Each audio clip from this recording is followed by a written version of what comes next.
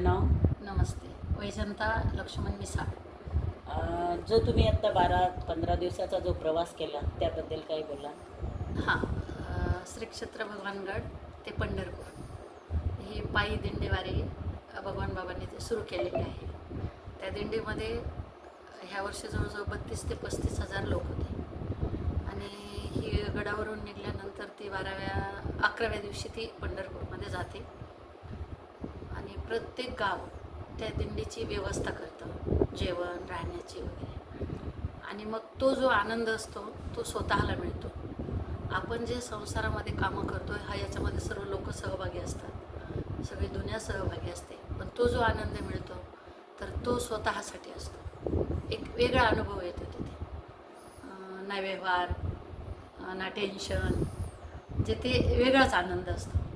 आणि खूप लोक भेटतात वेगवेगळे आणि वेगवेगळ्यांचे अनुभव वगैरे.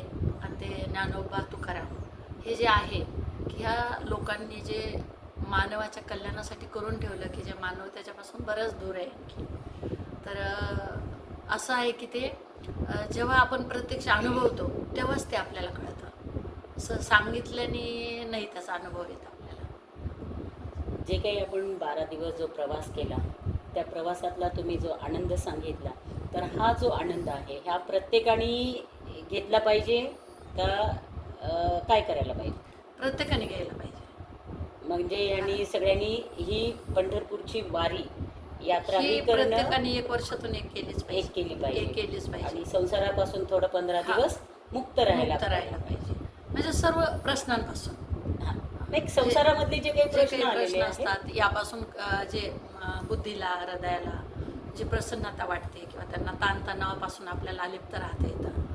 आणि म्हणून ही वारी जी सुरू केलेली आहे मुलींनी, तुकाराम महाराजांनी, तर यांचाच वारसा घेऊन भगवान गडावर भगवान बाबांनी पण ही वारी सुरू केलेली आहे. आता या तिसऱ्या पिढीमध्ये भगवान गडावर वारीबरोबर प्रत्यक्ष माणसाने काय केलं पाहिजे, म्हणजे सुख आणि दुःखाचं मुक्तता म्हणजे काय, तर भगवान बाबा पण सांगायचे की एक करी एक आपण मुलं शिकवा. ज्ञान हे अध्यात्माचं मूळ आहे.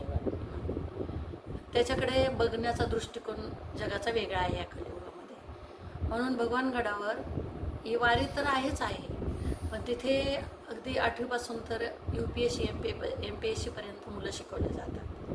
आणि या सर्वांचं एक केंद्र तयार केलं आहे अध्यात्माचं. तर महंत न्यायाचार्य नामदेव शास्त्री महाराज हे स्वतः या मुलांचे क्लास घेतात. आणि तिथं 5 किलोमीटरमध्ये काही संबंधच नाही गावाचा समाजाचा. जे वारी वगैरे प्रत्येक महिन्याला तिथं वारी भरते. आणि या मुलांना TV आणि मोबाईलपासून दूर ठेवतात. सर्वात महत्त्वाचं म्हणजे वारी फक्त वारी केल्याने तुम्हाला काही मिळतं, पण कर्म केल्याने सगळं काही मिळतं असं शास्त्रीजी सर्वांना सांगतात. आणि कर्म हे करण्याचं हा पंढरपूरचा देव शिकवतो. राम कृष्ण हरी. राम म्हणजे सत्य, कृष्ण म्हणजे नीती आणि हरी म्हणजे तुमचे कर्म. म्हणजे राम कृष्ण हरी मंत्र जो आहे तो सत्य, नीती आणि कर्माचा आहे. हे याचं पटवून देतात. आणि अध्यात्म म्हणजे काय? अध्यात्म म्हणजे तुमचा विकास, तुमच्या आत्म्याचा, तुमच्या बुद्धीचा विकास. आणि म्हणून अध्यात्माकडे बघण्याचा दृष्टिकोन शास्त्रीजींमुळे आज आपल्या महाराष्ट्रामध्ये, भारतामध्ये बदललेला आहे. तरुण मुलं आज 25% तरुण मुलं या दिंडीमध्ये होती. आणि म्हणून वारी ही एक माणसाला आनंद तर देते, त्याच्याही पलीकडे जे आहे परमानंद म्हणतात. तर मग हे सगळं काही त्या वारीमध्ये मिळतं. सर्वांच्या गाठीभेटी होतात आणि खूप वेगवेगळ्या प्रकारचे लोक त्या वारीमध्ये असतात. जे लोक वारीमध्ये जातात ते कधी पावसात आपल्या घरी इथल्या पावसात भिजलेले नसतात. मग पण तिथे पायी चालतात, दिवसभर पावसात चालतात. मग ते पावसात भिजतात, त्यांचा तो पावसातला आनंद काय वाटतो आपल्याला? म्हणजे ते पावसामध्ये फुगडे खेळतात, नाचतात. हरिपाठाच्या वेळेला जर पाऊस आला तर त्या हरिपाठामध्ये अभंगाबरोबर आणि त्या पावसाबरोबर नाचतात सर्व. अगदी म्हाताऱ्यांपासून तर तरुणांपर्यंत सगळे आनंद घेतात. अक्षरशः मी बघितलं की लहान लेकरांपासून ते 60, 70, 80, 90 वर्षापर्यंतचे आणि ते व्यक्ती तरुणांपेक्षा काटक याने चालतात दिंडीमध्ये. ते थकत नाहीत. तोच त्यांचा आनंद पंढरपूरच्या वारीला जात असतानाचा तो कणीही वयाचा आणि संबंध नाही. संबंध आणि किंवा जातीभेदाचा काही ठेवत नाही. जातीभेद नष्ट करण्यासाठीच तीच साधू ही संतांनी वारी ही वारी सुरू वारी केलेली सुरू आहे. केलेली आहे. जात नावाची गोष्ट ही ईश्वची माझे घर माऊली म्हणतात. आणि तुम्हाला आता ह्या वर्षी तुम्हाला नवीन कळालं असेल की लंडनमधून वारी आली यावर्षी बाहेर आणि त्या वारीचं म्हणजे प्रस्थान हे न्यायाचार्य नामदेव शास्त्री महाराज यांनी केलं लंडनमध्ये. आणि ती वारी लंडनमधून पंढरपूरला आली. तर तुम्ही त्याची हे बघा की माऊलीने सांगितलं हे ईश्वची माझे घर, त्याची ही सुरुवात आहे. मग माऊली जे कृष्णाने गीता सांगितली अर्जुनाला आणि ती प्राकृतमध्ये आणली माऊलींनी आणि ती मराठीमध्ये आणतात न्यायाचार्य नामदेव शास्त्री महाराज. म्हणजे सर्वसामान्याला कोणाचीच गरज पडू नये, त्यांनी वाचल्यावर ते कळाले पाहिजे त्यांना, हा त्यांचा उद्देश आहे. खूप छान आपण पंढरपूरच्या वारीबद्दल बोललात, त्याबद्दल खूप खूप धन्यवाद. तुम्हाला शुभेच्छा. तुम्ही 12-15 दिवसाची जी वारी केली आणि त्या वारीचा आनंद तुम्ही जो काही तुम्हाला घेतलेला आहे तो तुम्ही मांडला प्रत्यक्षात आणि असाच आनंद सर्वांनी घ्यावा आणि वारीला यावं आणि हे जातपात भेद सगळे नष्ट करावे. धन्यवाद मॅडम. नमस्कार मॅडम. ज्या तुमच्या शाळा आहेत त्या शाळेबद्दल काय बोला? त्या शाळेबद्दल असं बोलेल की प्रतिभाताई पाटील प्राथमिक शाळा ही 91ला मी नवजीवन कॉलनीमध्ये अगदी 5-6 मुलांवर सुरू केली. आता ती खूप त्याच्यामध्ये 3-3 तुकड्या आहेत. शाळा काढण्याचा उद्देशच होता की भगवान बाबांचे काही विचार होते की सर्वसामान्य व्यक्तींनी पुढे यायचं जर असेल तर त्यांना ज्ञान मिळवल्याशिवाय पर्याय नाही. फक्त ज्ञानच त्यांना तारू शकतं आणि म्हणून सर्वसामान्यांच्या मुलांना शिक्षण देण्याचा हा त्यांचा ओसाच मी घेतला होता. आणि मग ती शाळा फार नावारूपाला आली, महाराष्ट्रामध्ये गाजली. त्यानंतर मी श्री संत भगवान बाबा यांच्या नावाने एक शाळा काढली.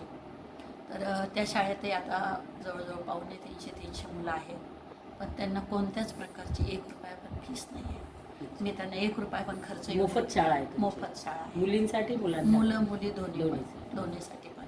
आणि आता मी जिथे राहते तिथं खाली पूर्ण शाळा आहे, अशीच पॉश आहे की सर्वसामान्यांचे म्हणजे अगदी माझे शिक्षक गाडीत जाऊन त्या मुलांना उठवतात, अक्षरशः आवरून त्यांना घेऊन येतात.